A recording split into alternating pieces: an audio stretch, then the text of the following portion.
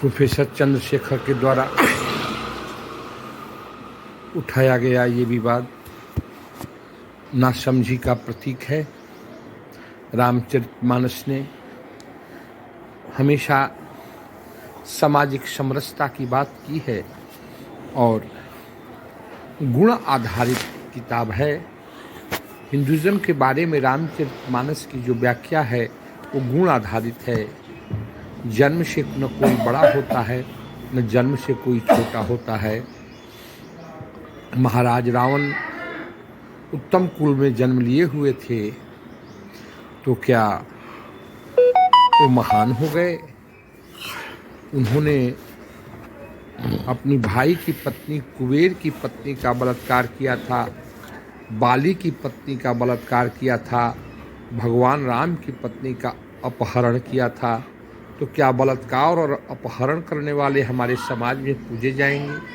और क्या गोस्वामी जी का विप्र के प्रति जो संबोधन था वो यही कहता है? नहीं। पूजिया विप्रा शील गुणहीना शूद्र न गुण गण ज्ञान प्रवीणा। शूद्र गुण और ज्ञान से पूर्ण होते हुए भी पूजनीय नहीं है। गोस्वामी तुलसीदास जी का इशारा रावण के प्रति है। रावण जन्म से ब्राह्मण होते हुए भी शूद्र हो चुका था। आप मित्रों इस बात को समझने की कोशिश करो। जन्मना जायते शूद्रा, हम लोग अपने गुण और संस्कार से महान बनते हैं। जन्म से कोई महान नहीं बनता है। रावण जन्म से महान था, कर्म से महान नहीं था। कर्म से उसके आचरण शूद्र के जैसे थे, चंडाल के जैसे थे और भगवान राम को रावण का वध करना पड़ा। एक बलात्कारी, एक अपहरणकर्ता कभी भी हिंदू धर्म में पूजा नहीं जा सकता है। और गोस्वामी तुलसीदास जी ने कभी भी ऐसे लोगों की पूजने की बात नहीं कही है। आप इस बात को समझ लें। विप्र कौन है? दासी पुत्र विदुर विप्र थे। विद्वानों की सभा में उनका सर्वोच्च स्थान था। आप इस बात से भली भांति से परिचित हैं कि महात्मा विदुर की लिखी हुई विदुर नीति आज भी चलती है और महात्मा विदुर भगवान कृष्ण के द्वारा सम्मान प्राप्त किए हुए व्यक्ति थे। उनके चरित्र और आचरण पर कभी प्रश्न नहीं उठा। और गोस्वामी तुलसीदास जी ने अगर विप्र पूजने की बात की है तो महात्मा विदुर जैसे संतों की पूजने की बात की है। वो कभी रावण के पूजने की बात नहीं की है। पूज्य विप्र शील गुणहीना शूद्र न गुण गण ज्ञान प्रवीणा। यहाँ पर मतभ्रम की स्थिति खड़ी होती है कि अगर ब्राह्मण गुण रहित भी है, शील रहित भी है तो उसे पूजना चाहिए। लेकिन ब्राह्मण है कौन? क्या जन्म लिया हुआ ऊंचे कुल में जन्म लिए हुआ व्यक्ति क्या ब्राह्मण है? रावण ऊंचे कुल में जन्म लिया था। उत्तम कुल पुलस्तके नाती शिव बिरंची पूजे बहुभांति।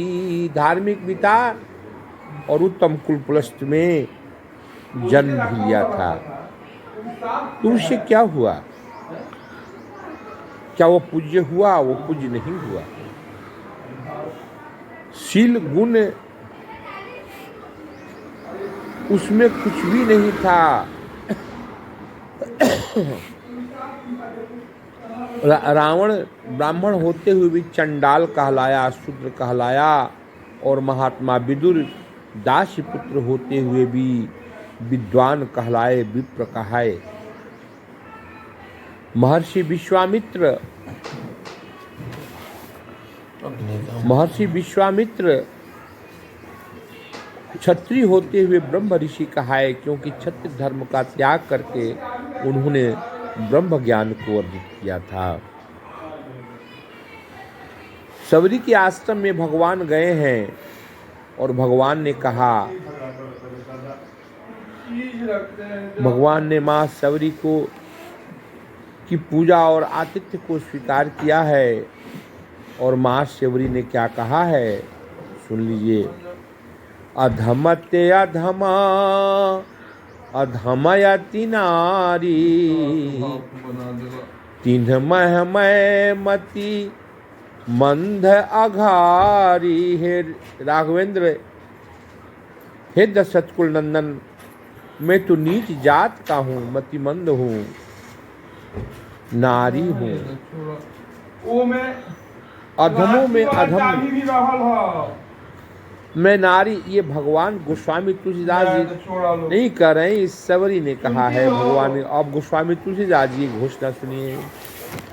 कह रघुपति सुनु भामिनी बाता, मानव एक भगति करनाता। भगवान राम कहते हैं कि मैं सिर्फ भक्ति के नाते को मानता हूं, मुझसे अगर किसी का रिश्ता है तो भक्ति का, और ये जात पात कुल धर्म नारी मतिमंद ये सब मैं बात नहीं मानता। माँ कुछ बोल रहे हैं रे। और गोस्वामी तुलसीदास जी की ये घोषणा है, श्री रामचरितमानस में उनकी ये घोषणा है। रामचरितमानस भक्ति का काव्य है, जातीयता बढ़ाने का काव्य नहीं है। प्रोफेसर चंद्रशेखर जी पढ़िए, रामचरितमानस में ही लिखा है, जहां आपने अर्थ का अनर्थ किया वहीं गोस्वामी जी लिखते हैं। कह रघुपति सुनु भामिनी बाता, मानव एक भगति करनाता। मैं सिर्फ भक्ति के नाते को मानता हूं, जात पात कुल धर्म बड़ाई, धन बल परिजन गुण चतुराई। भगवान गोस्वामी जी कहते हैं, कितनी ऊंची जात का हो,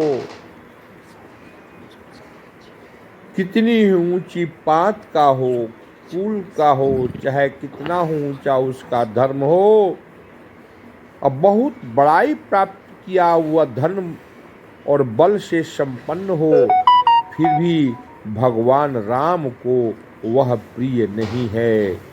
रामचरितमानस में ऐसे व्यक्तियों का कोई स्थान नहीं है। और समाज में राजनीति करने वाले कुछ लोगों ने रामचरितमानस के ऊपर एक बहुत ही गंदा कलंक लगाया कि साहब शूद्रों को तो वो कहते हैं मारने की, अब ब्राह्मणों को, अरे ब्राह्मण कौन है? जन्म से कोई तिवारी दुबे पांडे हो गया वो ब्राह्मण नहीं है। उत्तम कुल पुलस्त के नाती होते हुए भी रावण ब्राह्मण नहीं रहा, क्योंकि वो बलात्कारी निकला। कुबेर की पत्नी के साथ बलात्कार रावण ने किया, बाली की पत्नी के साथ बलात्कार रावण ने किया, जनक नंदिनी सीता का अपहरण करके अशोक वाटिका में रावण लाया। तो क्या अपहरणकर्ता और बलात्कारी कोई पूजने की बात रामचरितमानस में गोस्वामी जी कहते हैं? सर्वदा नहीं, सर्वदा नहीं, सर्वदा नहीं। राजनीतिज्ञों का काम इसके बिना चलेगा नहीं, इसलिए वो जात पात में बांधना चाहते हैं।